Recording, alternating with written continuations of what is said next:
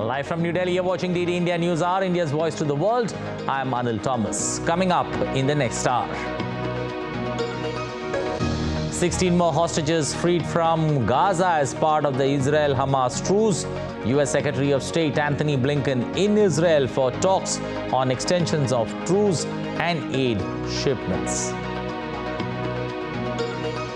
UN Climate Change Conference COP28 opens today in Dubai. India's Prime Minister Narendra Modi to attend as climate priorities to dominate the agenda.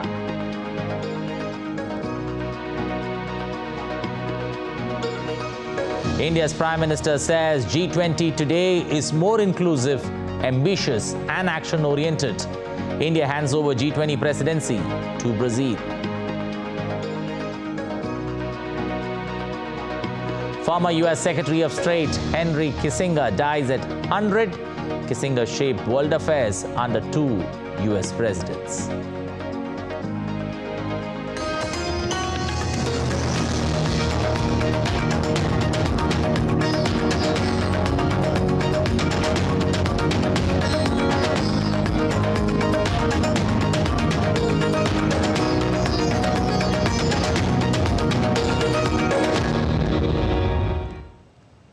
Well, 16 people who were being held hostage in Gaza were handed over to Israeli officials on Wednesday, the second and last day of an extended truce in the Gaza conflict between Israel and the Palestinian group Hamas. In a repeat of scenes over the last 6 days during a humanitarian pause in hostilities, the civilians were released to the International Committee of the Red Cross and driven in vehicles to Israel. Spokesman for Qatar's Ministry of Foreign Affairs said under the terms of the mediation deal, 30 Palestinians, 16 minors and 14 women will be released in exchange. 2 Russian citizens and 4 Thai citizens were released outside the framework of the agreement, while the 10 Israeli citizens freed include 5 dual citizens.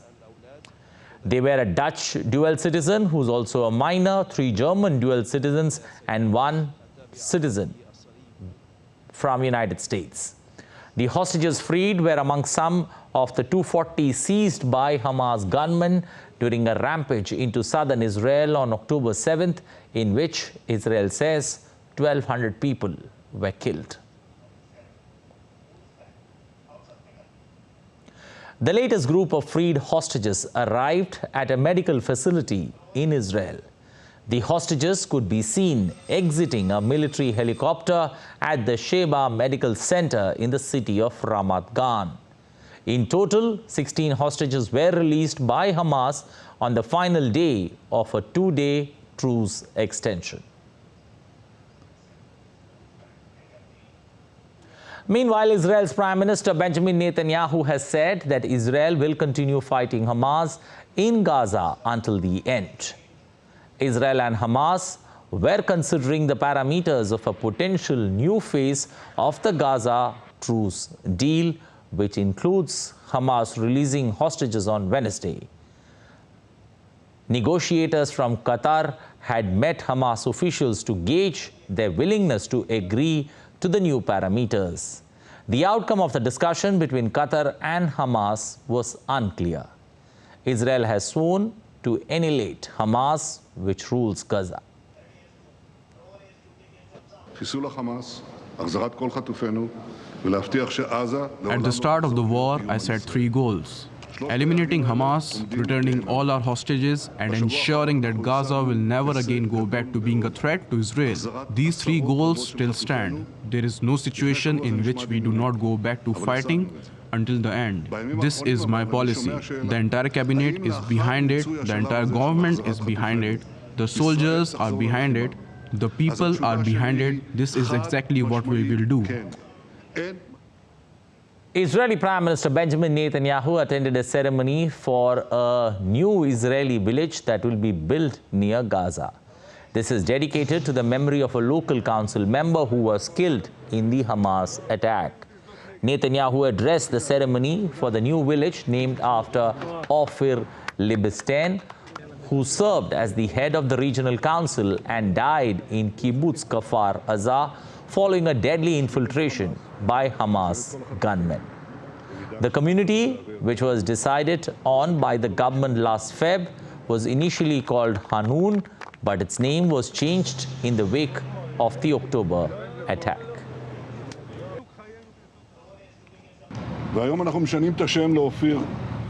We will destroy Hamas, bring back all the hostages and make sure that Gaza is no longer a threat. We will rebuild all the communities. We will build Ophir and many more.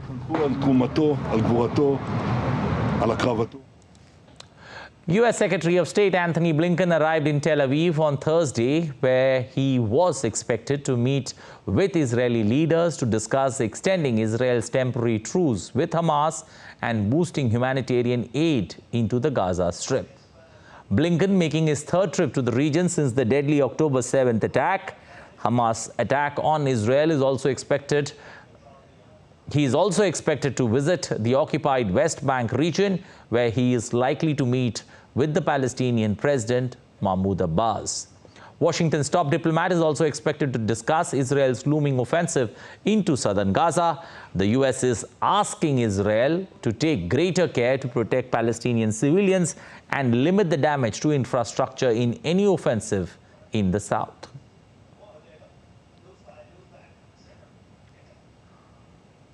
Saudi's Foreign Minister Prince Faisal bin Farhan and Turkey's Foreign Minister Hakan Fidan stressed the need for a ceasefire between Israel and Hamas. The leaders were addressing a press conference at the UN. Saudi's Foreign Minister Faisal bin Farhan said that a truce was not enough and that a ceasefire was needed. So we are here to make a clear statement that a truce is not enough. What is needed is a ceasefire.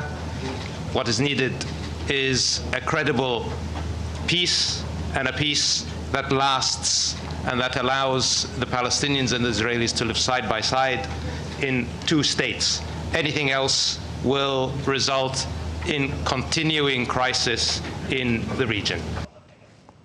Well, Turkey's Foreign Minister Hakan Fidan also called for an immediate ceasefire and humanitarian assistance. We are, as a group, is working very hard to make sure that the international community lives up to its responsibilities, both legal and moral. I think this is very important because in the absence of moral compass, we will lose our way as humanity.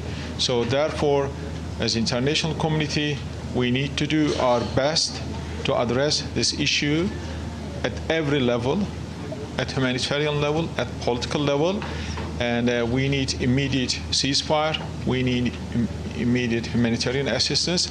At the same time, we need to start immediately to address the root cause of the problem, which is two-state solution. While U.S. Ambassador to the United Nations, Linda Thomas-Greenfield, told journalists that the United States is hopeful that the truce in Gaza can be extended. We're hopeful that the truce can be extended, but as I said in the Council, this is all in the hands of Hamas. The Israelis have said if they continue to release 10 hostages a day, they will extend by a day. So it truly is, in their hands, but I do think there is a potential for that, and we're actively working to extend the deal. We're continuing to work to get American hostages and all hostages released from the clutches of Hamas and the other groups. 2 Americans have already been released, and we're hoping to get all of the hostages, all of the Americans out. U.S. President Joe Biden said that Israeli-American hostage Liat Benin has been released by the Hamas. Benin was among the 16 hostages released on Wednesday by Hamas on the final day of the 2-day extension of the Gaza truce. Very good news to report. Liat Benin is safe in Egypt. She's crossed the border. I talked with her mother and father. They're very appreciative, and things are moving well. She'll soon be home with her 3 children. That's all I have to say for right now. Well, family of 13-year-old Gali Tarkshan Sky took a sigh of relief on Wednesday as she was freed from the captivity of Hamas under the Israel-Hamas truce deal. As per Tarshan Sky's grandmother, she was able to breathe again since the child was released. The truce deal was supposed to end on Monday, but 16 people were handed over to Israeli officials on Wednesday, the second and last day of the extended two-day truce. The truce is now for almost 6 days. How to breathe, because I really don't remember how to do it. And I called a friend the moment Gali came down, and I told her that I don't remember how to breathe. She basically told me what to do. Block the nose, bring in air to the stomach and slowly release it. Just like that, honestly. Well, moving on, the UAE is hosting the COP28 summit from the 30th of November, that's today. World leaders will discuss climate priorities. India is an influential voice of the developing countries at the annual COP event. Tapash has more from Dubai.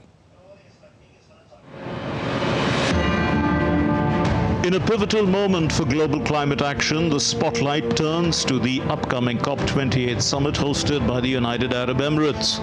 Set against the backdrop of the urgent need for a rapid transition towards sustainability, COP28, convening in Dubai on November 30, navigates the delicate balance between economic transformation and sustainable development. We are looking forward to participating in COP28 at our highest level. Honorable Prime Minister will himself be here. And I would say the world is looking forward to his participation, because every time he participates, he shares his vision, which the world takes very seriously. Right since the Paris Agreement was signed, we have shown the world that we have walked our talk when it comes to climate change. We have taken the lead. As the holder of the COP presidency, the UAE shoulders the responsibility of steering discussions towards critical agreements.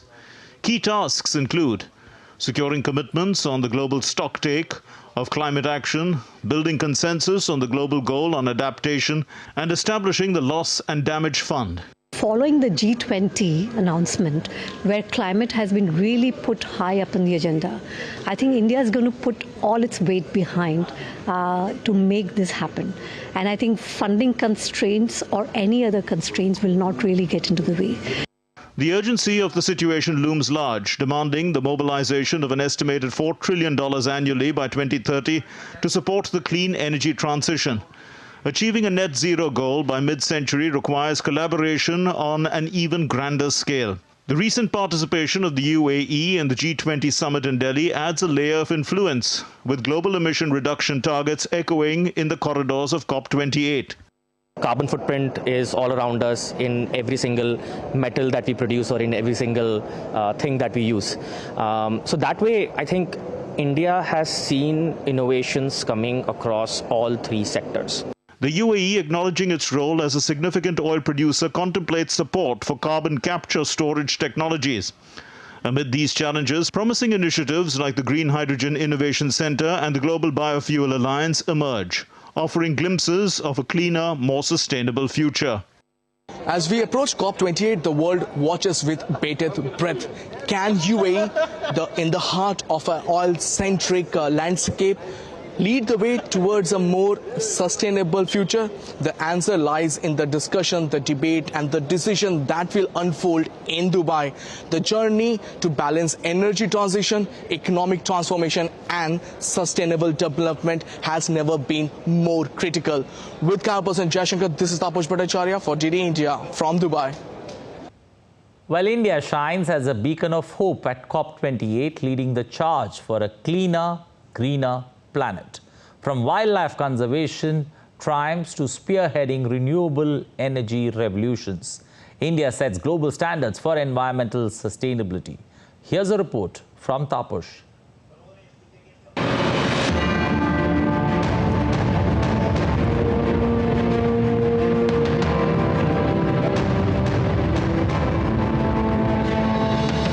the challenges of COP28, India emerges as a beacon of hope, steering a transformative journey towards a cleaner and a greener planet.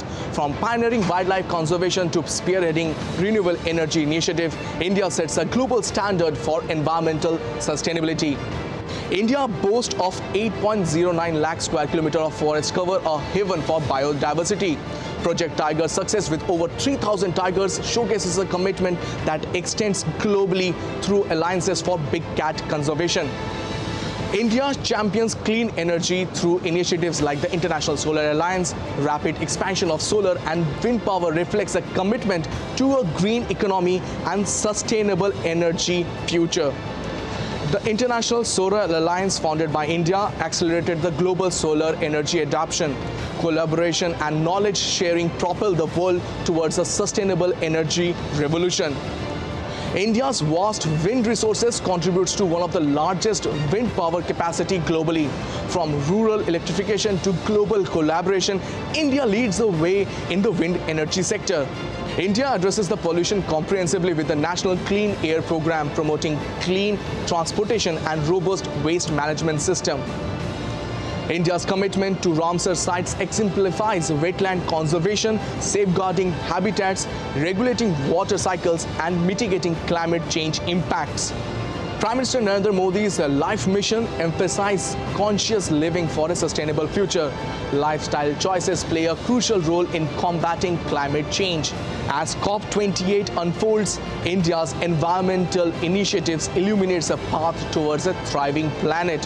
The choices made here will shape our collective future.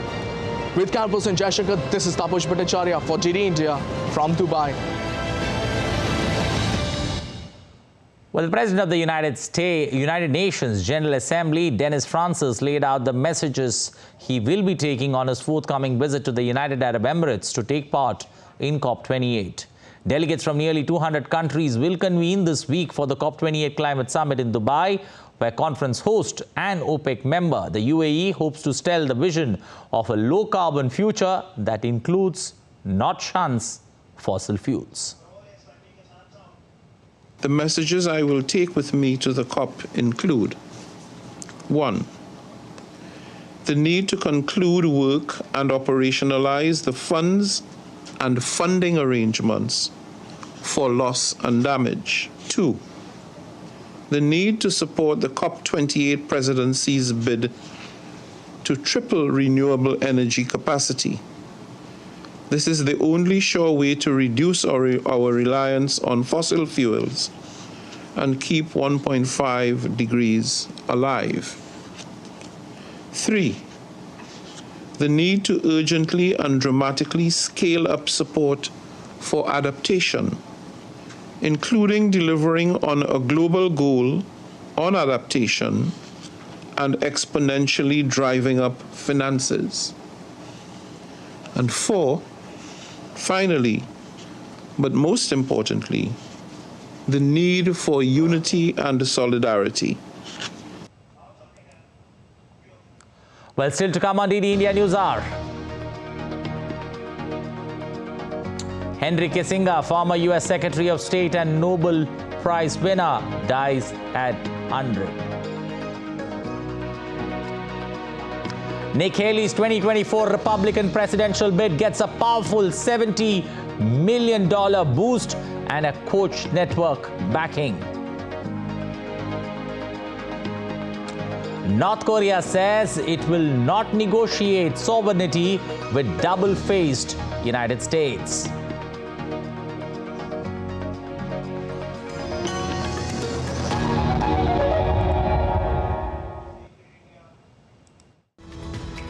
We just don't bring you the news as it unfolds. We get to the heart of the matter. We don't just present facts. We demystify complex social, political, and economic events. We break stories that shape the world's present and future because you deserve the truth. I am Tanvi Taneja from New Delhi. I'm Ollie Barrett from London. I'm Nick Harper from Washington, D.C.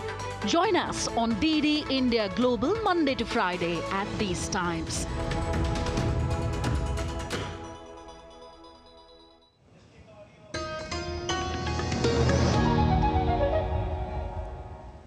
You're watching DD India News Hour. I'm Anil Thomas. Former United States Secretary of State Henry Kissinger died on Wednesday at the age of 100. In the 1970s, Kissinger had a hand in many of the epoch-changing global events of the decade while serving as Secretary of State under Republican Presidents Richard Nixon and Gerald Ford. The German-born Jewish refugees' efforts led to the diplomatic opening of China, landmark US-Soviet arms control talks, expanded ties between Israel and the Arab neighbors, and the Paris Peace Accord with North Vietnam. His 1973 Peace Prize, awarded jointly to North Vietnam's Lee Duc, though who would decline it, was one of the most controversial ever. And in the India-Pakistan War of 71, Nixon and Kissinger were heavily criticized for tilting towards Pakistan. Kissinger died at his home in Connecticut. He was active into his 90s, testifying before a Senate committee that the nuclear threat posed by North Korea.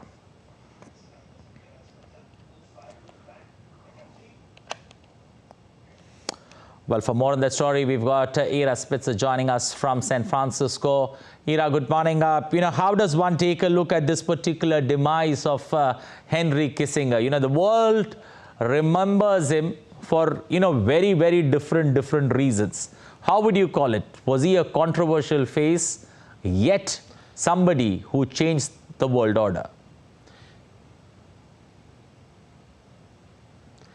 Well, he was certainly both of those things. Few people in history have had as much of an influence on global events as Henry Kissinger.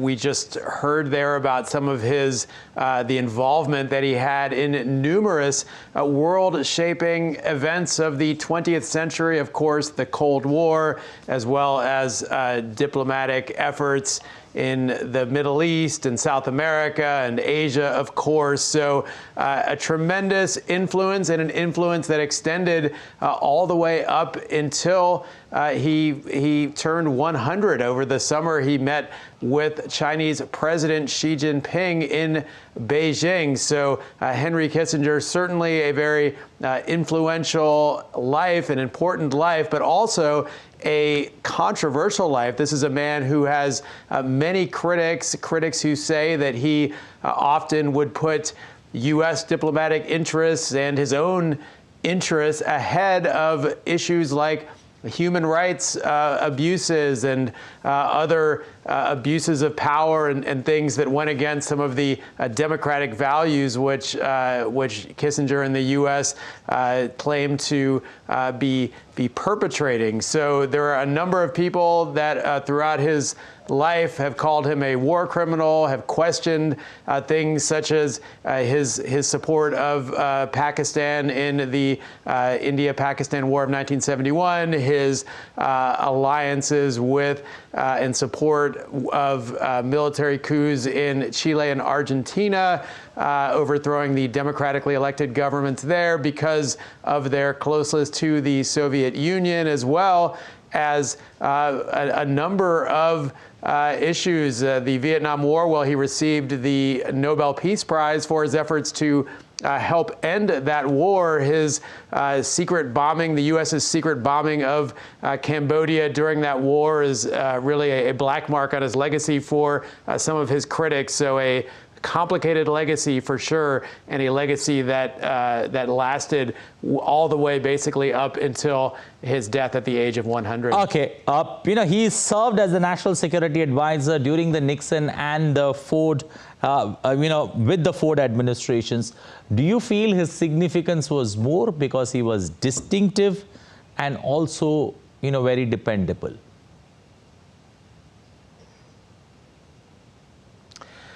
Well, he certainly was a master at statecraft and at the art of politics, as I think his career is clear evidence of his tremendous ability to influence leaders, to act as an advisor to both the people that he worked under, as well as as many others, both in Washington as well as abroad. This is somebody with an amazing network of contacts, and of course a ruthless edge to his the way that he conducted foreign policy that was tremendously effective, certainly in making things happen and bending events of the world to his will. He, of course, had a tremendous influence on the Cold War with his policies towards China, ultimately allowing the relationship,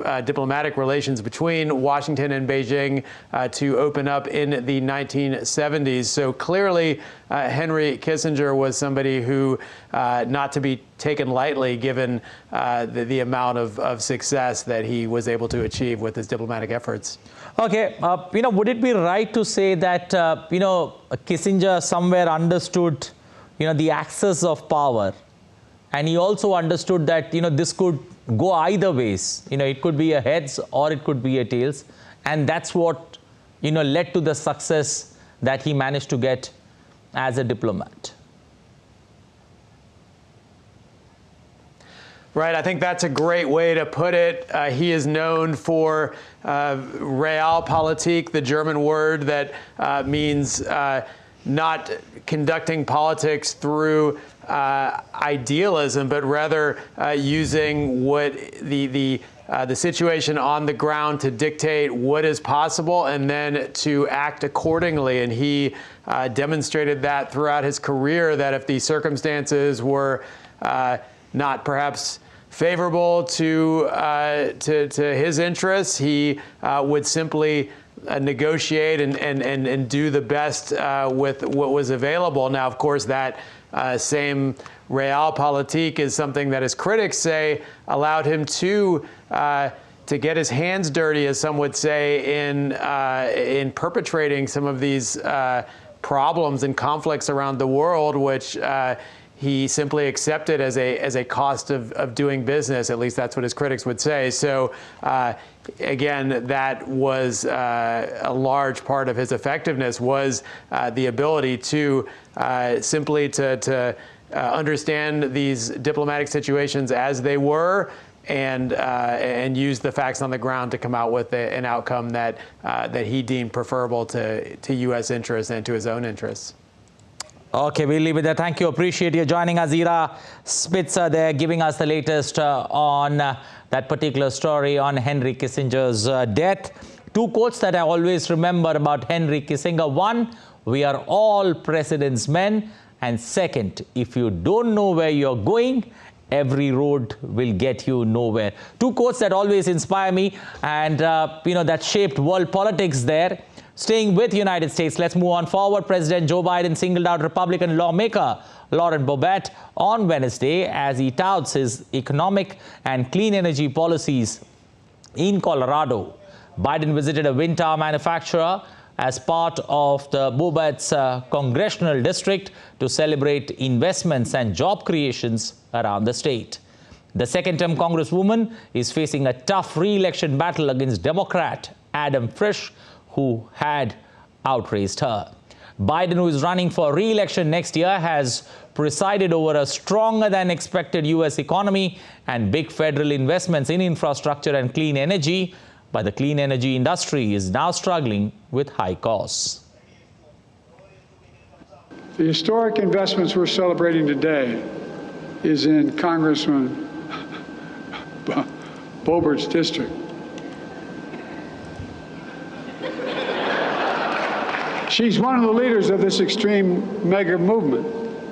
She, along with every single Republican colleague, voted against the law that made these investments in jobs possible. And that's not hyperbole, that's a fact. And then she voted to repeal key parts of this law. And she called this law a massive failure. You all know you're part of a massive failure? Tell that to the 850 Colorados who get new jobs in Pueblo and see us win thanks to this law. Well, Nikki Haley, a contender for the U.S. Republican presidential nomination, is steadily garnering backing and surpassing Florida Governor Ron DeSantis in certain states. However, all candidates remain significantly trailing former President Donald Trump, despite numerous legal battles. Reporting from Washington, DD India's correspondent Caroline Malone gets us the latest. This week, Nikki Haley's campaign made critical progress in moving towards a bid to represent the Republican Party in an election for the White House by getting the endorsement of super PAC Americans for Prosperity. They're a conservative political network led by billionaire Charles Koch, with deep pockets and a network of staffers who can promote Haley to potential voters. The former US ambassador to the UN has done well in debates, helping her gradually gain support, to the point where she's now ahead of Florida Governor DeSantis in New Hampshire and in line with him in Iowa, two of the first states where the party will vote for their candidate in January. However, all candidates are still 50 points nationally behind frontrunner former President Trump, even though he has a series of federal court cases to appear in early next year. Political analysts see Haley's best chance is to face Trump without other rivals. She'll have a chance to gain people's support again next week at the fourth Republican debate that happens without Trump, but will be featuring DeSantis. Caroline Malone in Washington for DD India. Well, moving to Europe, where EU's top diplomats, its European Union's top diplomat Joseph Borrell has said that the EU and the OSCE still stand united behind Ukraine. He told a press conference ahead of Thursday's OSCE summit in Skopje that the presence of Russian Foreign Minister Sergei Lavrov was an opportunity for him to report to the Kremlin master that the European Union and the OSCE remain united in deploring Russia's aggressive, unlawful behavior. Lavrov needs to hear again from everyone why Russia is being condemned and isolated. It will be a good occasion for him to listen directly from the participants on this meeting why Russia is being condemned and isolated.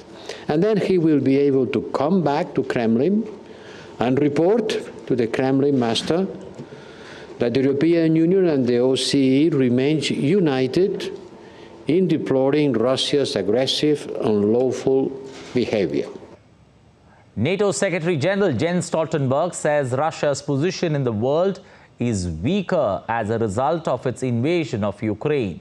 Speaking after a two-day meeting of NATO foreign ministers, Stoltenberg also made it clear that the alliance would continue to support Ukraine for as long as it takes.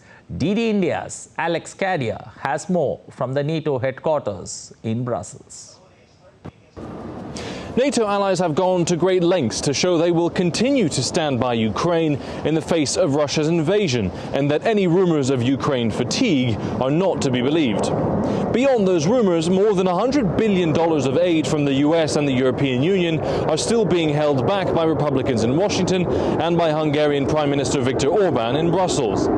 But NATO Secretary General Jens Stoltenberg said that new pledges from Germany and the Netherlands, worth more than $10 billion, are clear signs of the West's continued support. While Ukraine's highly anticipated counter-offensive has not led to great gains on the battlefield, Stoltenberg said that the war has weakened Russia's position globally. Russia is losing influence in its near abroad, not only in Ukraine, but in Caucasus and Central Asia. Russia is also becoming much more dependent on China. Year by year, Moscow is mortgaging its future to Beijing. Another worry for Ukrainian officials was that the crisis in the Middle East could distract NATO allies, putting their support at risk. For now, at least, Jens Stoltenberg, the United States and other alliance members insist they will continue to stand by Ukraine for as long as it takes. Alex Cadia at NATO headquarters in Brussels reporting for DD India. Well, 4 migrants died after falling from a speedboat at a beach in Cadiz in southern Spain. The boat was carrying a total of 27 immigrants. 23 survived. Video footage showed a speedboat sailing near the Camposoto beach while police officers and Red Cross members watched. Another 8 adult male migrants were left on the shore of Sancti Petri beach in nearby Chiclana and were attended by medical personnel and the Guardia Civil Police. 3 of the group were later taken to a hospital with hypothermia. Well, supporters of former Peruvian President Alberto Fujimori showed their support for their former leader outside a prison. The demonstration comes after Peru's constitutional court resorted the pardon of Fujimori the same day. Keiko Fujimori, the politician and daughter of the former president, told the press that it was not time to judge whether the former leader was guilty or innocent, but to respect the top court's decision. Fujimori, who was convicted of human rights abuses and corruption, had been pardoned for the crimes, though the pardon was annulled last year. Argentina's Legislative Assembly proclaimed the presidential formula of Javier Milei and Victoria Villarreal as president and vice president-elect following the election victories 2 weeks ago. The session was led by the President of the Senate and outgoing Vice President of the country, Cristina Fernández de Kirchner, as deputies and senators ratified the election results of November 19th. According to Argentina law, the elected president and vice president must be accredited by the country's legislative assembly before being sworn in. Right-wing Milei, who takes office on December 10th, faces a huge challenge to tame price rises, bring down poverty, and navigate complex geopolitical and trade ties with China and Brazil. But let's take a look at some other stories making news around the world. Heavy snowfall blanketed the streets of Buffalo in New York on Wednesday as the winter storm continued to batter parts of the northeastern United States. Cleanup efforts were underway as the streets were seen covered in several inches of snow. Australian authorities are warning over an increased risk of bushfires during the approaching summer as the El Nino weather pattern is expected to generate hotter and drier conditions across large swaths of Australia. Experts are also saying that Australia can do much more to limit future harms from climate change. Britain restricted visitor access at the Edinburgh Zoo on Thursday for 2 of its giant pandas as their 12-year stay comes to an end. The pair, named Yang Guang and Tian Tian, will return to China later in December. The pair had arrived to Edinburgh in 2011 as part of a 10-year agreement. Well, Paris, meanwhile, gears up to finish building a giant basin that will help manage pollution levels in Paris River Seine. It's an effort to make the iconic body of water swimmable for the 2024 Olympics. The city is building a massive underground basin with 50,000 cubic meters capacity, equivalent to 20 Olympic pools. Cuban President Miguel Diaz-Canel met with United Arab Emirates President Sheikh Mohammed bin Zayed on Wednesday ahead of the COP28 summit. During the bilateral meeting, both countries said they wanted to diversify and grow their economic, commercial, inversion and cooperation ties.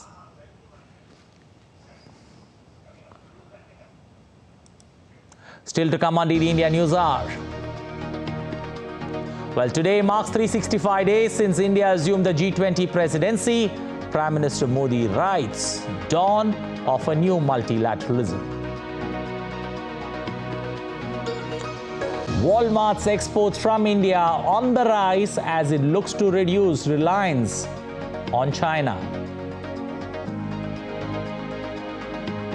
Voting underway for 119 assembly seats in Telangana assembly elections amid tight security.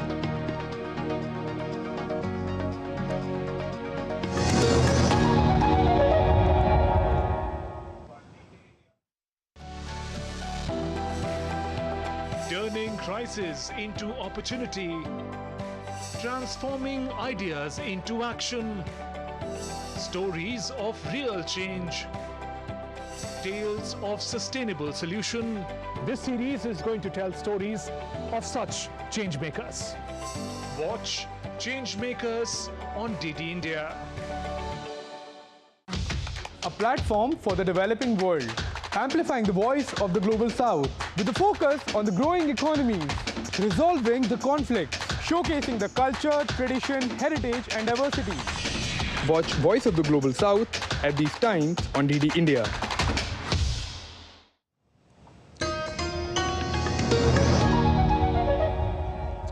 You're watching DD India News Hour. I'm Anil Thomas. Staying with international stories, North Korea has said it will never sit face-to-face with the United States for negotiations over its sovereignty.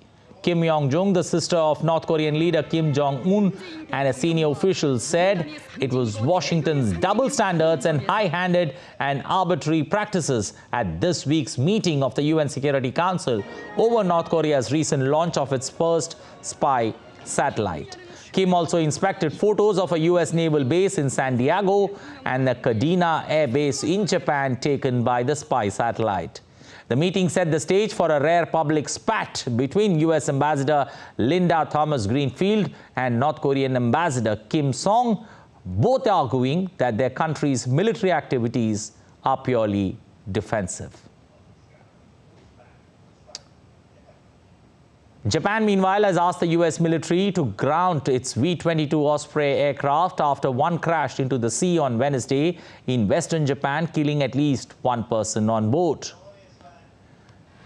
The US Air Force, which was operating the hybrid aircraft, says that the cause of the mishap is currently unknown. Japan's Ground Self-Defense Force, which also operates Ospreys, will suspend flights of the aircraft until the circumstances of the incident are clarified, according to a senior Defense Ministry official.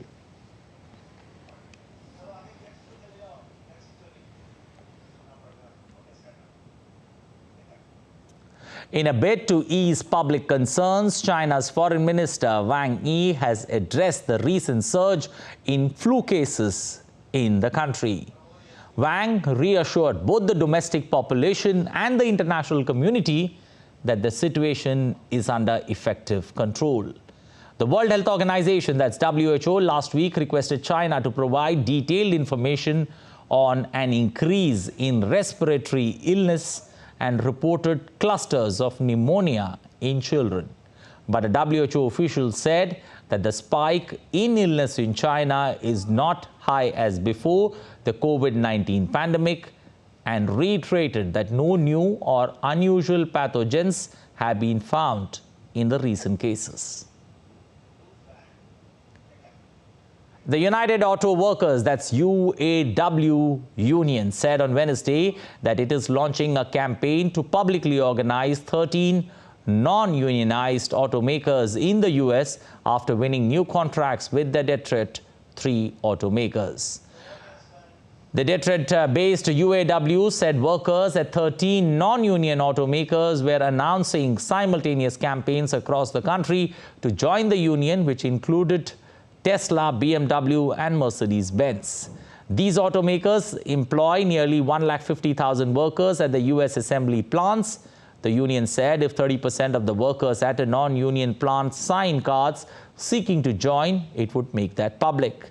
The push comes as several foreign automakers have announced significant pay and other compensation improvements in response to the UAW contracts in the move to keep the UAW out of their plants.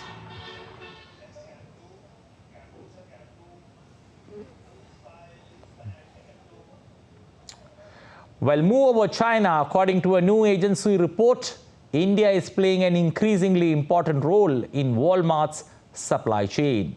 The world's largest retailer is importing more goods from the country, ranging from toys to electronics to pharmaceuticals to food. DD India's correspondent Tony Waterman explains why. According to this Reuters report, 25% of the items Walmart shipped to the U.S. between January and August of this year came from India, which is a massive jump from just 2% 5 years ago. And this sharp climb in imports from India appears to coincide with a decrease in Walmart's imports to the U.S. from China, which fell by a near equal amount during the same period. There are a few factors at play here. For one, it's become a lot more expensive for U.S.-based companies to import goods from China ever since the Trump administration slapped tariffs on more than $300 billion worth of Chinese goods. So companies like Walmart are looking for cheaper alternatives. Another reason is mounting political tensions between Beijing and Washington. Uncertainty is never good for business, and diversification of supply chains can help shield companies from future fallout, including from unpredictable snags like global pandemics. But there is also a broader strategic element at play. In recent years, Walmart has been making India a bigger part of its manufacturing base. In 2018, it bought a majority stake in the e-commerce giant Flipkart, and then just 2 years later, it pledged to import $10 billion worth of goods from India each year come 2027. And a top executive for Reuters said that the company was on track to meet that goal. Walmart also told Reuters that India's growing workforce and technological advancement has been a major draw for the company, especially as the population shrinks and ages in China. And Walmart now employs more than 100,000 workers across India. That being said, China remains Walmart's largest import market, at least for now. In Austin, Tony Waterman reporting for DD India. While the OPEC Plus ministerial meeting scheduled to discuss oil output cuts faced a surprise delay due to disagreements among producers, Saudi Arabia and Russia remain committed to reducing output, but Nigeria and Angola showed less enthusiasm. As OPEC members gathered in Vienna, predicting future oil prices and output levels proved to be a challenging task, with no agreement reached on the 2024 output levels. Reporting from Berlin, DD India's correspondent Trent Murray has the latest update. Well, OPEC Plus members go into this meeting in Vienna at a time when prices are down from their September highs, weighed down by concerns about economic downturns in parts of the world and also of excess supply. On that question of excess supply, two of the biggest members, Saudi Arabia and Russia, have already committed to reduce output by around 5 million barrels per day. That equates to around 5% of global demand annually. But we know there is disagreement within the group, namely from African countries. Nigeria and Angola are less keen, we understand, to reduce their output. They believe that there could be a pickup of demand going into next year, and that is why we do expect these discussions to be quite robust between members. Of course, predicting the price of oil and output levels is always a very difficult task, but that is what is the task ahead for those OPEC members going into those Vienna talks. These original discussions were actually meant for earlier this week, but they had been delayed, which is a real signal that there has not been agreement reached between all of those members. But eventually, when we do get an answer of what the 2024 output levels will be, it will give a very good indication around what the world's leading oil producers think about the year that is ahead. Trent Murray for DD India, Berlin. Well, back home, as the official presidency of G20 under India's leadership comes to an end today, India's Prime Minister, in an editorial article, wrote that this is a moment to reflect, recommit, rejuvenate the spirit of Vasudhaiva Kutumbakam, that's one earth, one family, one future. He further asserted that India during its presidency sought to offer the world an alternative to status quo, a shift from the GDP-centric to the human-centric progress. India aimed to remind the world of what unites us rather than what divides us. The Indian Prime Minister also said that after a year of India's presidency, G20 is today more inclusive, ambitious and action-oriented. Prime Minister Modi also lauded the first of its kind Voice of the Global South Summit, convened by India in 2 editions, herald a new dawn of multilateralism.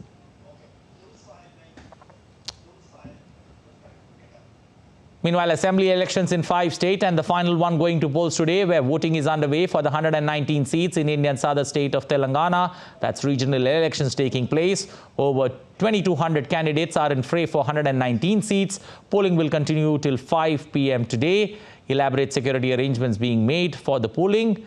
The deployment of central forces have been done at over 12,000 sensitive polling stations.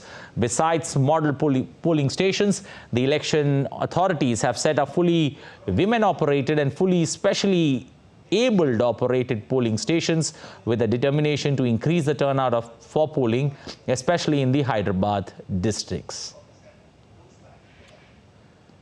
Indian President Draupadi Murmu attended the 145th Passing Out Parade of the National Defence Academy in Pune, where she was the reviewing officer for the parade. While extending her best wishes to the cadets, President Murmu acknowledged the induction of women cadets in the academy since 2022. She also stressed on the hardships a woman has to face to meet her career expectations even today. वर्ष 2022 से NDA में महिलाओं का प्रशिक्षण भी शुरू हो चुका है। आज पहली बार एनडीए की पासिंग आउट परेड में महिला कैडेट्स ने मार्चिंग कॉन्टिजेंट के रूप में हिस्सा लिया है। ये दिन सही अर्थों में ऐतिहासिक है। मुझे विश्वास है कि सभी महिला कैडेट्स भविष्य में देश का और एनडीए का नाम नई ऊंचाई तक ले जाएंगे।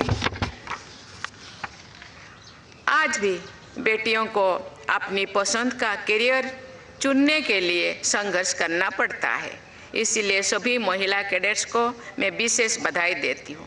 मैं आज पास आउट होने वाले सभी फॉरेन कैडेट्स को भी हार्दिक शुभकामनाएं देती हूँ। Well, let's take a look at other stories making news. The Indian government has called an all-party meeting on the 2nd of December to ensure the smooth functioning of both houses ahead of the winter session of Parliament beginning from the 4th of December. The session will conclude on the 22nd of December with 15 sittings. Indian Prime Minister will interact with beneficiaries of the Viksit Bharat Sankalp Yatra on Thursday via video conferencing. It's a key step towards women-led development. Prime Minister will also launch the Pradhan Mantri Mahila Kisan Drone Kendra, where 15,000 drones will be provided to women SHGs over the next 3 years. Prime Minister will later dedicate landmark 10,000 Jan Aushadhi Kendra in AIIMS, Devgar.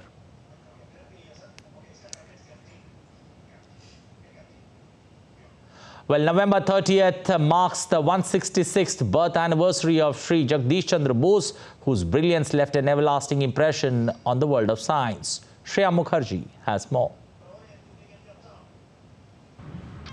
The man who gave science a new direction, Sir Jagdish Chandra Bose, was much ahead of his time. A physicist, biologist, botanist, author and inventor, he is considered the father of Indian modern science. He discovered that plants suffer, sleep and get excited. Many believe that the 1909 Nobel Prize for Physics that went to Guglielmo Marconi belongs to Bose for his pioneering work in millimeter-range wavelength microwaves. In the Kolkata Town Hall, Bose demonstrated wireless transmission of such waves of 5 mm wavelength across a distance of 75 feet. Bose was against patenting. He said, it's not the inventor, but the invention that matters. From crystallograph, photosynthetic bubbler to sonograph, Bose designed all his instruments. Bose's work in radio science and interdisciplinary approach of combining botany with physics paved the way for his discovery that plants can feel. Crystallograph can analyze, understand functions of different stimuli in plants. He was one who truly launched modern science in India. And he believed seamless science and did not allow any boundaries or fencing between science among scientific areas. Between 1894 and 1899, he created radio waves as short as 5 mm, which is now better known as microwaves. In 1895, he was the first to demonstrate wireless transmission and reception of electromagnetic waves. 1899 onward, he discovered the common nature of electrical response to all forms of stimulation in animal and plant tissues as well as in some inorganic models. Born on November 38, 1858 in Bengal Presidency, he was educated at the then St. Xavier's College in Kolkata and obtained Tripos degree in Natural Science from Cambridge University and Bachelor of Science from London University. Later, he joined the then Presidency College as a faculty. A new research suggests he was the first to use satyagraha against the British. He founded Bose Institute in Kolkata in 1917 and dedicated it to the service of the nation. As Asia's first modern research center devoted to interdisciplinary research, it's been carrying his legacy forward. In the field of present-day communication, that is quantum science. So we have very beautiful scientists doing for quantum communications, networking, and quantum sciences in areas of even in biology. On Sir Jagadish Chandra Bose's 166th birth anniversary, let's celebrate this global visionary whose contributions continue to touch every aspect of modern existence. In his words, the true laboratory is the mind, where behind illusions we uncover the laws of truth. Shreya Mukherjee for DD India. Well, the holiday season officially kicked off in New York with the 91st annual lighting of the Rockefeller Center Christmas tree on Wednesday. Crowds gather for the lighting ceremony, and which was broadcast live with star-studded performances. This year's tree is from Monongahela National Forest in West Virginia, which measures 40 feet and has over 50,000 colored LED lights.